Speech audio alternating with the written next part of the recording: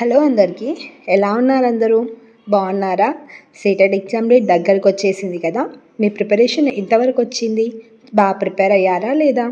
Science content and పెడగాజీకి related చాలా videos మన ఛానల్లో ఉన్నాయి. అవి మీ ప్రిపరేషన్కి చాలా హెల్ప్ చేస్తుంది. ఒకవేళ చూడనట్టయితే చూడండి. ఈరోజు నుంచి ఎగ్జామ్ డేట్ వరకు మన ఛానల్లో సైన్స్ కంటెంట్ అండ్ పెడగాజీకి రిలేటెడ్ క్వశ్చన్స్ ప్రాక్టీస్ చేద్దాము.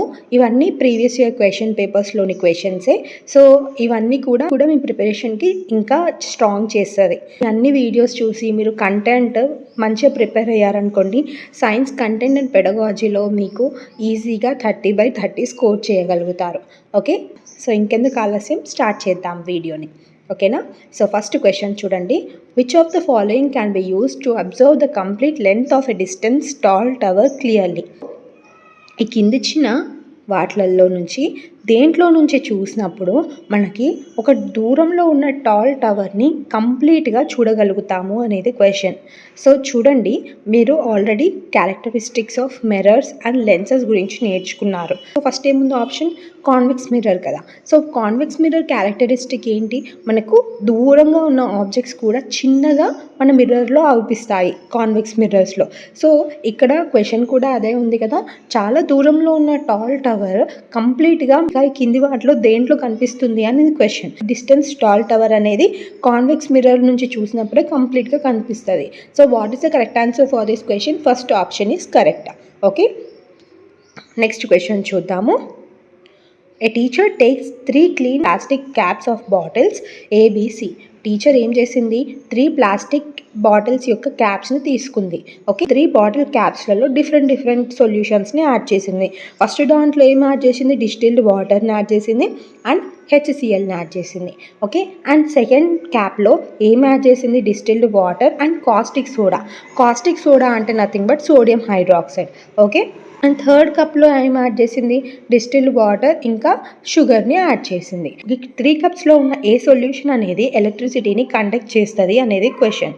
ఓకే, సో మనకి ఎలక్ట్రిసిటీ కండక్ట్ చేయాలంటే ఆ సొల్యూషన్స్లో అయాన్స్ అనేవి ఉండాలి. ఎప్పుడైతే అయాన్స్ సర్క్యులేట్ అవుతుందో అప్పుడే ఎలక్ట్రిసిటీ అనేది ఆ సొల్యూషన్ కండక్ట్ చేస్తుంది. బట్ ఇక్కడ చూడండి, 3 సొల్యూషన్స్లో డిస్టిల్డ్ వాటర్ యూజ్ చేసాము. డిస్టిల్డ్ వాటర్ అంటే ఏంటి? ఆ సొల్యూషన్లో ఎలాంటి అయాన్స్ అనేవి ఉండవు. ఓకే, ఆ వాటర్ని డిస్టిల్డ్ వాటర్ అంటాం. అండ్ షుగర్ అనేది ఎలక్ట్రిసిటీని కండక్ట్ చేయదు. సో థర్డ్ కప్ అనేది క్యాన్సల్, ఎందుకంటే అందులో డిస్టిల్డ్ వాటర్లో అయాన్స్ ఉండవు, షుగర్ కూడా ఎలక్ట్రిసిటీని కండక్ట్ చేయదు కాబట్టి. So first cap and second క్యాప్లో ఉన్న distilled water plus HCl and distilled water plus sodium hydroxide అనేది ఎలక్ట్రిసిటీని కండక్ట్ చేస్తాయి. ఎందుకంటే ఈ HCl అండ్ NaOH అయాన్స్ లాగా స్ప్లిట్ అవుతాయి కాబట్టి. ఓకే, అందుకే ఈ 2 కప్స్లో ఉన్న సొల్యూషన్స్ ఎలక్ట్రిసిటీని కండక్ట్ చేస్తుంది. So what is the correct answer for this question? A and B is correct. Okay, అంటే సెకండ్ ఆప్షన్ అనేది కరెక్ట్. ఓకేనా? నెక్స్ట్ క్వశ్చన్ చూద్దాము. Refer to the table given below and choose the correct option. So ఇక్కడ ఒక table ఇచ్చారు కదా, ఈ టేబుల్ని చూసి కింద వాటిలో ఉన్న కరెక్ట్ ఆప్షన్ని పిక్ చేసుకోవాలి, సెలెక్ట్ చేసుకోవాలి. ఓకే, వైటమిన్ X అనేది డెఫిషియన్సీ వల్ల రికెట్స్ డిసీజ్ అనేది వస్తుందంట. ఓకే, సో ఏ విటమిన్ డెఫిషియన్సీ వల్ల రికెట్స్ అనేది వస్తుంది? Vitamin D. సో ఇక్కడ కింద ఆప్షన్స్లో వైటమిన్ D అనేది X ప్లేస్లో ఏ ఆప్షన్స్లో కనిపిస్తుంది? ఫస్ట్ అండ్ థర్డ్ ఆప్షన్లో కనిపిస్తుంది. So second and fourth option అనేది ఎలిమినేట్ అయిపోయింది. ఓకే, నెక్స్ట్ చూడండి, స్కర్వీ అనే డిసీజ్ ఏ వైటమిన్ డెఫిషియన్సీ వల్ల వస్తుంది? వైటమిన్ C కదా. సో ఫస్ట్ అండ్ థర్డ్ ఆప్షన్లో వై ప్లేస్లో వైటమిన్ C ఏ ఆప్షన్లో కనిపిస్తుంది? థర్డ్ ఆప్షన్లో కనిపిస్తుంది కదా. So what is the correct answer for this question? Third option అనేది కరెక్ట్. నెక్స్ట్ వాటిని కూడా ఒకసారి చెక్ చేసుకుందాం. B1 డెఫిషియన్సీ వల్ల మనకి బెరీ డిసీజ్ వస్తుంది అండ్ B3 డెఫిషియన్సీ వల్ల పెలాగ్రా అనే డిసీజ్ వస్తుంది. Okay, so what is the correct answer for this question? Third option is correct. Okay, అర్థమైంది కదా. వీటికి రిలేటెడ్ ఇన్ డీటెయిల్డ్ వీడియోస్ మన ఛానల్లో ఉంది. ఒకవేళ మీరు కనుక చూడనట్టయితే చూడండి, ఇక్కడ మీకు ప్లేలిస్ట్ లింక్ చేసి పెడతాను. ఓకేనా? Next question, read the statements below and choose the correct option. ఇక్కడ ఇచ్చిన S1 అండ్ S2 స్టేట్మెంట్స్ని చదివి ఓకే, ఈ కింద ఇచ్చిన ఆప్షన్స్లో నుంచి కరెక్ట్ ఆప్షన్ని సెలెక్ట్ చేసుకోవాలి. S1 స్టేట్మెంట్ ఏమని చెప్తుందంటే, మూన్ సర్ఫేస్ పైన ఎలాంటి గ్రావిటేషనల్ ఫోర్స్ని మనం ఎక్స్పీరియన్స్ చేయము అని స్టేట్మెంట్ 1 చెప్తుంది. అండ్ స్టేట్మెంట్ 2 అనేది ఏమని చెప్తుంది, మూన్ సర్ఫేస్ పైన అసలు ఆక్సిజన్ అనేది ఉండదు అని స్టేట్మెంట్ 2 చెప్తుంది. సో ఇక్కడ స్టేట్మెంట్ 1లో మూన్ సర్ఫేస్ మీద గ్రావిటేషనల్ ఫోర్స్ అనేది ఉండదు అని చెప్తున్నారు కదా, బట్ ఈ స్టేట్మెంట్ కరెక్ట్ కాదు.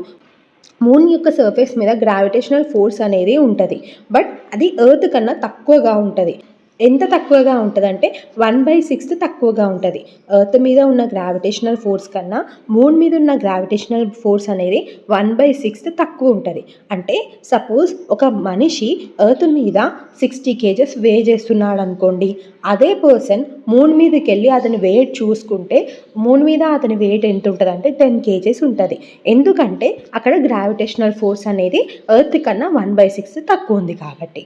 ఓకేనా, అర్థమైంది కదా. సో ఈ ఫస్ట్ స్టేట్మెంట్ అనేది తప్పు, అది క్లియర్ అయిపోయింది. అండ్ సెకండ్ స్టేట్మెంట్ ఏమని చెప్తుంది, there is no oxygen on the surface of the moon. Moon యొక్క సర్ఫేస్ మీద ఆక్సిజన్ లేదు, ఇది నిజమే. ఒకవేళ ఉండుంటే మనం మూన్ మీద ఈజీగా బ్రతికే వాళ్ళం కదా. సో స్టేట్మెంట్ 2 కరెక్ట్గానే ఉంది. So statement 1 is incorrect and statement 2 is correct. Third ఆప్షన్లో ఉంది కాబట్టి what is the correct answer for this question, third option is correct. Fifth question చూద్దాం. Which of the following statements most accurately describe the property of clayey soil. So ఇక్కడ ఇచ్చిన 4 స్టేట్మెంట్స్లో ఏ statement అనేది క్లేయీ soil ప్రాపర్టీని మంచిగా describe చేస్తుంది అనేది క్వశ్చన్. Okay, it allows water to pass through it rapidly. Clayey soil అనేది వాటర్ని ఈజీగా పాస్ చేయగలుగుతుంది అని ఫస్ట్ స్టేట్మెంట్ చెప్తుంది. సో ఇక్కడ అసలు క్లేయీ సాయిల్ ప్రాపర్టీ ఏంటో మనం డిస్కస్ చేసుకుందాం. క్లేయీ సాయిల్ ప్రాపర్టీ ఏంటంటే, క్లేయీ సాయిల్లో పార్టికల్స్ ఉంటాయి కదా, సాయిల్ పార్టికల్స్, ఆ పార్టికల్స్ అనేవి చాలా చిన్నగా ఉంటాయి, క్లోజ్గా ఉంటాయి. సో ఇలా క్లోజ్గా ఉన్నప్పుడు మనం వాటర్ పోస్తే ఆ పార్టికల్స్ త్రూ వాటర్ ఈజీగా పెనెట్రేట్ అవుతుందా, అవ్వదు. అంటే ఆ క్లేయీ సాయిల్కి పర్కులేషన్ రేట్ అనేది తక్కువగా ఉంటుంది. అండ్ ఆల్సో క్లేయీ సాయిల్కి వాటర్ హోల్డింగ్ కెపాసిటీ అనేది ఎక్కువగా ఉంటుంది. ఓకేనా. సో ఫస్ట్ స్టేట్మెంట్ ఏమని చెప్తుంది, it allows water to pass through it ర్యాపిడ్గా ఫ్లో అవ్వదు క్లేయీ సాయిల్ నుంచి. ఎందుకంటే అక్కడ పార్టికల్స్ చిన్నగా ఉంటున్నాయి అండ్ క్లోజ్గా అసెంబుల్ అయి ఉంటాయి. ఓకే, సో ఫస్ట్ స్టేట్మెంట్ తప్పు. సెకండ్ స్టేట్మెంట్ చూద్దాం. It contains very little amount of humus. So humus అంటే nothing but moist organic matter అనుకోండి. క్లేయీ సాయిల్లో హ్యూమస్ అమౌంట్ అనేది బాగానే ఉంటుంది. సో సెకండ్ స్టేట్మెంట్ కూడా తప్పే. Permits only a certain amount of water to enter. అలా ఏం లేదు, క్లే సాయిల్ అనేది ఇంతే వాటర్ని పాస్ చేయాలి అని అలా ఏం ఉండదు. సో ఈ సాయిల్ ప్రాపర్టీని కరెక్ట్గా ఎక్స్ప్లెయిన్ చేయట్లేదు. ఫోర్త్ స్టేట్మెంట్ చూద్దాం. It holds a large amount of water. నేను ఏమని చెప్పాను, పార్టికల్స్ సైజ్ చిన్నగా ఉండడం అండ్ పార్టికల్స్ క్లోజ్గా అసెంబల్ అయి ఉండడం వల్ల ఆ సాయిల్ అనేది వాటర్ని చాలా సేపటి వరకు హోల్డ్ చేయగలుగుతుంది. సో ఈ స్టేట్మెంట్ కరెక్ట్గానే ఉంది కదా. So what is the correct answer for this question, fifth statement is correct. సాయిల్కి రిలేటెడ్ వీడియో కూడా మన ఛానల్లో ఉంది, ఒకవేళ చూడనట్టయితే చూడండి. Next question, why do aquatic plants not have a well developed root system. Aquatic plants యొక్క రూట్ సిస్టమ్ అనేది వెల్ డెవలప్డ్గా ఎందుకు ఉండడం లేదు అనేది క్వశ్చన్. ఇక్కడ 4 స్టేట్మెంట్స్ ఇచ్చారు. ఈ 4 స్టేట్మెంట్స్లో ఏది కరెక్టో మనము కింద ఇచ్చిన ఆప్షన్స్లో నుంచి సెలెక్ట్ చేసుకోవాలి. సో అక్వాటిక్ ప్లాంట్స్ యొక్క రూట్ సిస్టమ్ అనేది ఎందుకు డెవలప్డ్గా లేదంటే వాటిని ఈజీగా పీకేయడానికి అనేది ఏ స్టేట్మెంట్ చెప్తుంది. అది కరెక్టా కాదు కదా. సో ఏ స్టేట్మెంట్ అనేది రాంగ్ స్టేట్మెంట్. సెకండ్ స్టేట్మెంట్ చూద్దాం. They do not need long roots to observe water. అవి అక్వాటిక్ ప్లాంట్స్ ఎక్కువ వాటర్ని అబ్జర్వ్ చేసుకోవాల్సిన అవసరం లేదు కాబట్టి వాటి రూట్ సిస్టమ్ అనేది వెల్ డెవలప్డ్గా లేదు అని బి స్టేట్మెంట్ చెప్తుంది. ఇది కరెక్టే కదా, ఎందుకంటే అక్వాటిక్ ప్లాంట్స్ ఆల్రెడీ వాటర్లో ఉంటున్నాయి. సో దానికి వాటర్ని అబ్జర్వ్ చేసుకోవాల్సిన అవసరం అంత ఎక్కువగా ఉండదు కాబట్టి so well developed root system అనేది లేదని బి స్టేట్మెంట్ చెప్తుంది. So this is the correct statement. So C and D కూడా చూద్దాం. They do not need to observe minerals. సో ఎలాంటి ప్లాంట్స్కైనా మినరల్స్ అబ్జర్వ్ చేయడం అనేది అవసరం. సి స్టేట్మెంట్ కూడా రాంగ్. డి స్టేట్మెంట్ చూద్దాం. It keeps them afloat in water. Root అనేది అక్వాటిక్ ప్లాంట్స్ ఫ్లోటింగ్లో హెల్ప్ చేయదు. వాటి యొక్క స్టెమ్ అనేది హాలోగా ఉండడం వల్ల అవి ఫ్లోటింగ్లో హెల్ప్ చేస్తాయి. సో డి స్టేట్మెంట్ కూడా wrong. So what is the correct answer for this question, only B statement అనేది కరెక్ట్. కింద ఇచ్చిన ఆప్షన్స్లో ఓన్లీ బి సెకండ్ ఆప్షన్లో ఉంది కాబట్టి what is the correct answer for this question, second option is correct. Next question, which of the following represent a velocity time graph of a body moving with zero acceleration. So ఇక్కడ మనము X axis మీద time తీసుకుందాం, Y axis మీద velocity తీసుకుందాం. So zero acceleration అంటే ఏంటి? Actually acceleration అంటే change in velocity. ఇక్కడ ఏమి ఇచ్చారు? జీరో యాక్సిలరేషన్ అంటే అక్కడ అసలు వెలాసిటీలో చేంజ్ అనేదే ఉండదు. వెలాసిటీ అనేది ఎప్పుడు కాన్స్టెంట్గా ఉంటుంది. బట్ టైం అనేది పాస్ అవుతూ ఉంటుంది కదా. సో టైం పాస్ అవుతుంది, బట్ వెలాసిటీ అనేది ఆ బాడీది కాన్స్టెంట్గా ఉన్నప్పుడు ఏమవుతుంది? గ్రాఫ్ అనేది ఈ విధంగా ప్లాట్ అవుతుంది. సో దీంట్లో సో ఇప్పుడు ఇక్కడ ఆప్షన్స్ చూద్దాము. A curved line with steady increasing slope. ఇలా అయితే ఫామ్ అవ్వలేదు ఈ velocity time graph. So first option eliminate చేసేద్దాం. సెకండ్ ఆప్షన్ చూద్దాం. A straight line parallel to time axis. ఒక స్ట్రేట్ లైన్ టైంకి ప్యారలల్గా ఫామ్ అయింది కాబట్టి so this is the correct answer for our question. Okay, అర్థమైంది కదా. నెక్స్ట్ క్వశ్చన్ చూద్దాము. రమణ్ అండ్ శిక్ష అనే ఇద్దరు పర్సన్స్ ఉన్నారు. వాళ్ళు ప్లేన్ మిర్రర్ ముందు నిల్చున్నారంట. ఎంత డిస్టెన్స్లో నిల్చున్నారంట? రమణ్ ఏమో 8 మీటర్స్ డిస్టెన్స్లో నిల్చుంటే శిక్ష ఏమో 11 మీటర్స్ డిస్టెన్స్లో నిల్చుంది. Okay, Raman moves from his position such that distance between him and his image is 10 meters. So ఇలా నిల్చున్న తర్వాత రమణ్ ఏం చేశాడంటే అతను ఈ ప్లేన్ మిర్రర్లో అతని ఇమేజ్ ఫామ్ అవుతుంది కదా. సో ఆ ప్లేన్ మిర్రర్లో ఫామ్ అయిన ఇమేజ్కి అతను నిల్చున్న పొజిషన్కి టోటల్గా 10 మీటర్స్ డిస్టెన్స్లో నిల్చున్నాడంట. Okay, so plane mirrors characteristic ఏంటి? ఇప్పుడు మనము మిర్రర్లో ఒక 1 సెంటీమీటర్ దూరంలో నిల్చొని చూసినాం అనుకోండి, ఆ ఇమేజ్ కూడా 1 సెంటీమీటర్ దూరంలో ఉంటుంది. అది ప్లేన్ మిర్రర్ యొక్క క్యారెక్టరిస్టిక్. అంటే ఇక్కడ రమణ్ స్టార్టింగ్ 8 మీటర్స్ దూరంలో ఉన్నాడు ప్లేన్ మిర్రర్లో. అంటే ఆయన ఇమేజ్ కూడా మిర్రర్లో 8 మీటర్స్ దూరంలో ఉంటుంది. అంటే టోటల్ అతను 16 మీటర్స్ దూరంలో నిల్చున్నాడు. బట్ అతను తర్వాత స్టేట్మెంట్లో ఏమని ఇచ్చారు? రమణ్ కొంచెం ముందుకు మూవ్ అయ్యిందంట. రమణ్ ఇమేజ్కి 10 మీటర్స్ డిస్టెన్స్లో ఉన్నాడని చెప్తున్నాడు కదా. అంటే ఇక్కడ 3 మీటర్స్ ముందుకు మూవ్ అయ్యాడు. అంటే నథింగ్ బట్ రమణ్ మిర్రర్కి 5 మీటర్స్ దూరంలో ఉన్నాడు ఇప్పుడు. ఓకే, నెక్స్ట్ ఇలా మిర్రర్కి 6 మీటర్స్ ముందుకు వచ్చింది. అంటే 11 - 6 చేయండి, ఎంత వస్తుంది? 5 మీటర్స్ వస్తుంది కదా. అంటే శిక్ష మిర్రర్కి 5 మీటర్స్ దూరంలో ఉంది. సో శిక్ష అండ్ రమణ్ ఇద్దరు ఎంత దూరంలో ఉన్నారనేది క్వశ్చన్. రమణ్ 5 మీటర్స్ దూరంలో ఉన్నాడు, శిక్ష కూడా 5 మీటర్స్ దూరంలో ఉంది కదా. ఇప్పుడు ఆప్షన్స్ చూడండి. Both Raman and Shiksha are at 6 meters from the mirror. ఇది కాదు, ఇది రాంగ్. ఈ స్టేట్మెంట్ అనేది wrong. Second statement, Raman is at 10 meters and Shiksha is at 6 meters from the mirror. కాదు, ఈ సెకండ్ స్టేట్మెంట్ కూడా తప్పే. Third option, Raman is at 5 meters and Shiksha is at 6 meters from the mirror. ఇది కూడా రాంగ్ స్టేట్మెంట్. ఫోర్త్ ఆప్షన్ చూడండి, both Raman and Shiksha are at 5 meters from the mirror. So this is the correct answer, ఎందుకంటే వాళ్ళు 5 metres దూరంలోనే ఉన్నారు mirror నుంచి. Okay, next question చూద్దాం. A fisherman goes to a water body nearby to spear a fish. Which of the following should be considered. So ఇక్కడ use అయ్యే concept ఏంటంటే refraction. Refraction అంటే ఏంటంటే బెండింగ్ ఆఫ్ లైట్. ఓకేనా, light అనేది ఒక medium నుంచి ఇంకొక మీడియంకి వెళ్ళినప్పుడు ఆ లైట్ రేస్ అనేవి బెండ్ అవుతాయి.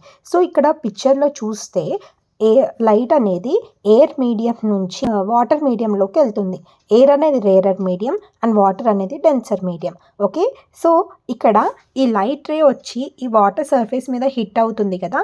అక్కడ ఆ పాయింట్ నుంచి పర్పెండిక్యులర్ లైన్ని డ్రా చేస్తే అది నార్మల్ అవుతుంది. ఓకే, సో ఎప్పుడైతే లైట్ రే రేరర్ మీడియం నుంచి డెన్సర్ మీడియంకి వెళ్తుందో అప్పుడు ఆ రిఫ్రాక్టెడ్ రే అనేది నార్మల్కి బెండ్ అవుతుంది. ఓకే, అదే డెన్సర్ మీడియం నుంచి రేరర్ మీడియంకి వెళ్ళినప్పుడు ఆ రిఫ్రాక్టెడ్ రే అనేది నార్మల్కి దూరంగా వెళ్ళిపోతుంది. సో ఈ చిన్న కాన్సెప్ట్ తోటి మనము ఈ క్వశ్చన్కి ఆన్సర్ చేయగలుగుతాము. ఓకేనా, ఈ పిక్చర్లో చూడండి, యాక్చువల్ ఫిష్ పొజిషన్ అనేది ఇక్కడ ఉంది. బట్ ఈ ఫిష్ నుంచి వచ్చిన లైట్ రేస్ అనేవి డెన్సర్ టు రేరర్ మీడియం వెళ్ళినప్పుడు దాని నార్మల్ నుంచి అవి దూరంగా వెళ్తాయి కదా ఆ రిఫ్రాక్టెడ్ రేస్. సో ఆ విధంగా ఇక్కడ రిఫ్రాక్టెడ్ రేస్ అనేవి డైవర్స్ అవుతున్నాయి. రిఫ్రాక్టెడ్ రేస్ని మనం ఎప్పుడైతే ఎక్స్ట్రాపోలేట్ చేస్తున్నామో అప్పుడు అవి ఈ అపారెంట్ పొజిషన్ ఆఫ్ ఫిష్ దగ్గర మీట్ అవుతున్నాయి. అంటే మనం చూసినప్పుడు మనకి ఫిష్ ఈ పొజిషన్లో ఉన్నట్టు కనిపిస్తుంది, ఎందుకు? Due to refraction. But actually fish position అనేది ఇక్కడ ఉంటుంది. ఓకే, సో ఇప్పుడు కాన్సెప్ట్ అర్థమైంది కదా. ఆప్షన్స్ చూడండి, ఆప్షన్స్ చూసి కరెక్ట్ ఆన్సర్ ఏంటి. What is the correct answer for this question? Second option is correct. Okay, next question చూద్దాము. Which of the following relation is true regarding magnitude of friction. So కిందిచ్చిన స్టేట్మెంట్స్లలో ఏ statement అనేది magnitude of friction గురించి కరెక్ట్గా ఉంది అనేది question. So 3 frictions గురించి ఇచ్చారు. First static friction, sliding friction and rolling friction గురించి ఇచ్చారు కదా. ఈ ఫ్రిక్షన్స్లలో రోలింగ్ ఫ్రిక్షన్ అనేది రోలింగ్ ఫ్రిక్షన్ యొక్క మ్యాగ్నిట్యూడ్ అనేది తక్కువగా ఉంటుంది compare to sliding and static. Sliding and static తోటి కంపేర్ చేస్తే స్లైడింగ్ ఫ్రిక్షన్ అనేది స్టాటిక్ ఫ్రిక్షన్ కన్నా తక్కువగా ఉంటుంది. ఫస్ట్ స్టాటిక్ ఫ్రిక్షన్ మ్యాగ్నిట్యూడ్ ఎక్కువ ఉంటుంది, సెకండ్ స్లైడింగ్ ఫ్రిక్షన్, తర్వాత రోలింగ్ ఫ్రిక్షన్. ఈ మ్యాగ్నిట్యూడ్ ఆఫ్ ఫ్రిక్షన్ యొక్క కరెక్ట్ ఆర్డర్. సో ఇది ఏ స్టేట్మెంట్లో కనిపిస్తుంది? సెకండ్ స్టేట్మెంట్లో కనిపిస్తుంది కదా. స్టాటిక్ ఫ్రిక్షన్ అనేది స్లైడింగ్ ఫ్రిక్షన్ కన్నా ఎక్కువ ఉంటుంది, స్లైడింగ్ ఫ్రిక్షన్ అనేది రోలింగ్ ఫ్రిక్షన్ కన్నా ఎక్కువ ఉంటుంది. So what is the correct answer of all this question? Second option is correct. Okay, friction related video కూడా మన ఛానల్లో ఉంది. ఒకవేళ కనుక మీరు చూడనట్టయితే చూడండి. It will be very useful for your preparation. So this is all about today's video కనుక మీకు హెల్ప్ఫుల్ అయితే తప్పకుండా వీడియోని లైక్ చేయండి అండ్ మన ఛానల్ని సబ్స్క్రైబ్ చేసుకోండి. ఎగ్జామ్ వరకు మనము చాలా ప్రీవియస్ ఇయర్ క్వశ్చన్స్ని ప్రాక్టీస్ చేద్దాము. Thank you so much for watching this video. Let's meet in the next video. Until then, bye.